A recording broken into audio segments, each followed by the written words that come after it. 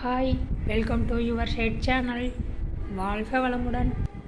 இன்றைக்கி நம்ம ஈஸியாக செரிமானம் ஆகக்கூடிய ஆரோக்கியமான ரவா இட்லி தாங்க செய்ய போகிறோம். இந்த மாதிரி இட்லி செஞ்சு கொடுக்கும்போது குழந்தைங்க விரும்பி சாப்பிடுவாங்கங்க. நம்ம இதுக்கு முன்னாடி உப்புமா தோசைன்னு செஞ்சுருப்போம். இன்றைக்கி நம்ம இட்லி செய்வோம். நல்லா சாஃப்டாக டேஸ்ட்டாக எப்படி செய்யலான்னு பார்க்கலாம். அதுக்கு முன்னாடி நம்ம சேனலை சப்ஸ்கிரைப் பண்ணலாம், சப்ஸ்கிரைப் பண்ணிக்கோங்க, லைக் பண்ணுங்கள், ஷேர் பண்ணுங்கள்.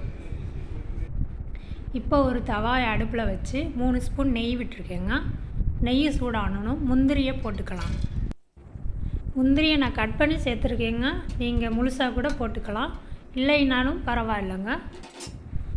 முந்திரி கொஞ்சம் பொரிஞ்சதும் வேறொரு பிளேட்டில் எடுத்து வச்சுக்கிடுவோம்.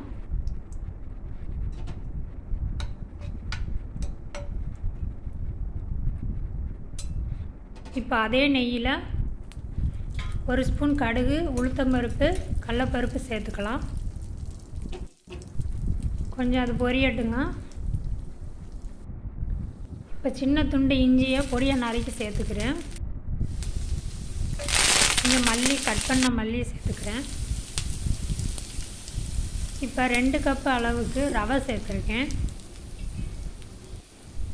இதோட அளவு 200 கிராம் இருக்குங்க. பாருங்கள், நான் இந்த கப்பு அளவுக்கு தான் அளந்து எடுத்திருக்கேன்.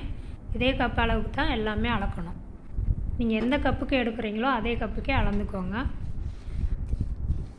ரவை கொஞ்சம் நல்லா பொரியட்டுங்க. அடுப்பை ஃபுல்லாக சிம்மில் வச்சுட்டு வறுத்துக்கோங்க. கருக விட்டுற வேண்டாம், ரொம்ப நிறம் மாற வேணாங்க. ஓரளவு சூடானாலே போதும். இப்போ பாருங்கள், இது ஓரளவுக்கு நிறம் மாறிடுச்சு. இதை வேறொரு பாத்திரத்தில் மாற்றி ஆற விட்டுடலாம்.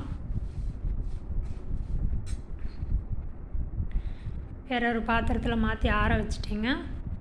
இப்போ கொஞ்சம் உப்பு சேர்த்துக்கலாம். அந்த கப்பில் 1.5 கப் அளவுக்கு தயிர் சேர்த்துருக்கேன். புளிக்காத தயிராக இருக்கணுங்க. கொஞ்சம் கேரட்டு, துருவின கேரட்டு, கட் பண்ண மல்லிச்செடி சேர்த்துருக்கேன். எல்லாம் மிக்ஸ் பண்ணி விட்டுக்கலாங்க. இப்போ கொஞ்சம் தண்ணி சேர்த்துக்கலாம். 1 டம்ளர் தண்ணி சேர்த்துருக்கேன். ரவை ஊறணுங்க, அதுக்காக சேர்த்துருக்கேன். பொரிச்ச முந்திரியும் சேர்த்துக்கலாம். எல்லாத்தையும் சேர்த்து ஒன்றா கலந்து வச்சுக்கலாம். ஒரு 10 நிமிஷம் ஊறட்டுங்க. இந்த அளவுக்கு இருக்குங்க. இப்போ நமக்கு ஒரு 10 நிமிஷம் ஊறட்டும். மூடி வச்சுருவோங்க. இப்போ ஒரு இட்லி பாத்திரத்தில் தண்ணி ஊற்றி அடுப்பில் நான் வச்சுருக்கேன். தண்ணி நல்லா கொதித்த பிறகு தாங்க வைக்கணும். இப்போ நம்ம ஊற வச்ச ரவை எப்படி இருக்குன்னு பார்க்கலாம். பாருங்கள், ஓரளவுக்கு நல்லா ஊறிடுச்சு. இப்போ கொஞ்சம் தண்ணி சேர்த்துக்கலாம். தண்ணி பார்த்து சேர்த்துக்கோங்க, நிறையா சேர்க்க வேண்டாம். ரொம்ப தண்ணியாகிடுச்சுன்னா இட்லி குழக்கலான்னு ஆயிருங்க.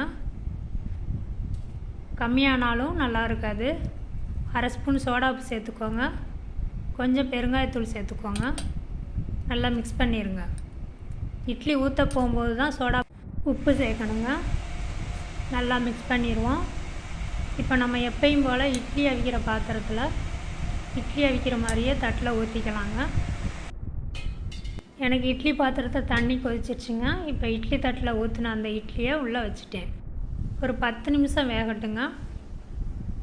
பாருங்கள், 10 நிமிஷம் கழித்து நல்லா பூவாக வெந்துருச்சு. இப்போ இதை எடுத்து ஒரு 2 நிமிஷம் ஆற வச்சுருவோம். ஆறுனதுக்கப்புறமா எடுப்போங்க. பாருங்கள், நம்ம ரவா இட்லி ரெடி ஆயிடுச்சு. அவ்வளோதாங்க. நல்ல சாஃப்டான இட்லி, நல்லா டேஸ்ட்டாக இருக்கும். செஞ்சு பாருங்கள், குழந்தைங்க விரும்பி சாப்பிடுவாங்க.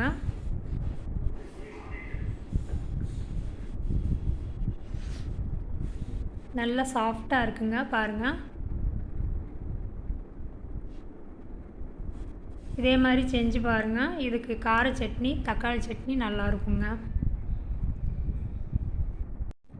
இதை செய்கிறது ரொம்ப ஈஸி தாங்க. செஞ்சு பாருங்கள். செஞ்சு பார்த்துட்டு கமெண்ட் பண்ணுங்கள். அடுத்து வேறொரு வீடியோவில் பார்ப்போம்.